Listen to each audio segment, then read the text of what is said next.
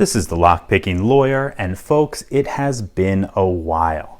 Many of you may know that I recently moved, and I actually haven't even finished unpacking my locks yet, and I certainly haven't touched any picks since the last video I posted. However, I was doing some experimenting today in my new garage, which is where I am right now, and this was just too much fun not to share. What I'm going to do is show you how to open a master lock using 22 blank shells, and we're going to do that by using a ramset gun. Now, for those of you who are not familiar with ramset, unfortunately this looks a little bit like a toy gun, but it's actually a very powerful tool. What it's designed to do is to drive specially designed nails like these right here into concrete or structural steel. How it works is you insert a nail right in the front like that. Then you open up the gun. You place a 22 blank shell in the chamber, close it up, press the tip against whatever you want to nail down, and pull the trigger. That fires the 22 blank shell, which in turn presses a piston forward, and that piston is what drives the nail into, well, pretty much anything. Now, I've used a fair number of these ramset guns in the past, and this one is special. It's special because it's so quiet. Now, normally these things sound like, well, a gunshot. However, if we look carefully at this one, you can see an O-ring right here, and there's actually another one in the front. And when you press this all together, it creates an expansion chamber for all of the gases that come from these 22 blank shells. Essentially the same technology that's used in firearm silencers. So rather than sounding like a gunshot, this particular one sounds pretty much like a really loud hand clap.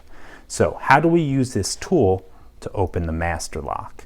Well, we're going to put one of these blank shells in, and we're actually using a really low power shell. These come in various power levels, and I have them right here. The yellow is the most power, the green is in the middle, and then this brown one is the least powerful. That's actually what we're going to be using for these experiments. I'm going to load one of those shells into the gun, and then an important thing to know is that when this piston comes forward, it extends from the end of the barrel probably about 1/4 to 1/2 inch, depending on how worn out your buffer is. When that piston strikes the top of this lock, it's going to strike with enough force to open it up. Certainly if it's enough force to drive a nail like this into concrete, it's going to open up this master lock. So for this experiment, I have a chain set up in my newly bolted down vise that we're going to lock our master lock to. Unfortunately, this is the smallest chain I have, and I can't fit 2 links of it in there. Then we'll get our ramset gun, open it up, get one of these low power brown tip cartridges. Then we will take it, press it right to the top of the master lock. Let's make sure we're focused before I do this, and then hit the fire. Okay, let's take a look at this guy. As you can see, it opened up, and even more than that, it looks like this entire lock has been kind of bent sideways. Everything's pretty distorted. The shackle doesn't even go back in, and you can see, if you look carefully, exactly where the piston struck the lock.